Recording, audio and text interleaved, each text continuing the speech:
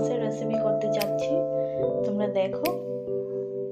মাছটাকে ম্যারিনেট করার জন্য আমি একটু নুন দিয়ে দিচ্ছি,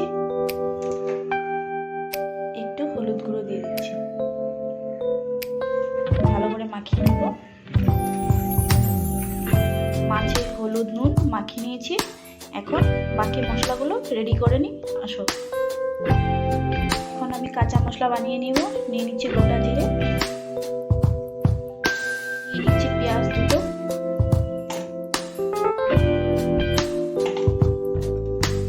নিয়ে নিচ্ছি কাঁচা লঙ্কা 5টা।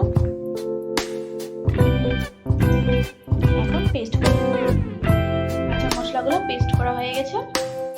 আমার কড়াই গরম হয়ে গেছে, আমি এখন মাছগুলো দিয়ে দিই।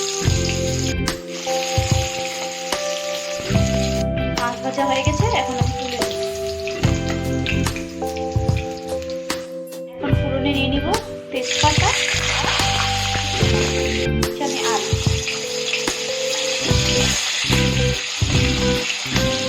এগুলো ফ্রাই হয়ে গেছে। এখন দিয়ে দেবো আমি কাঁচা মশলাগুলো।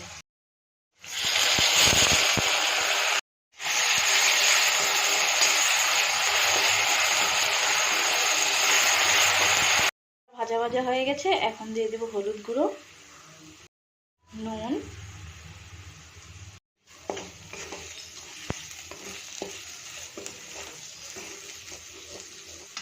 মশলা আমার ভাজা ভাজা হয়ে গেছে।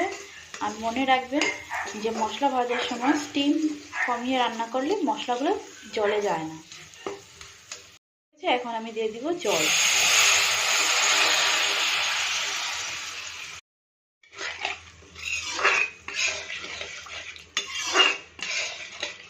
গিয়েছে, এখন দিয়ে দেবো মাছ,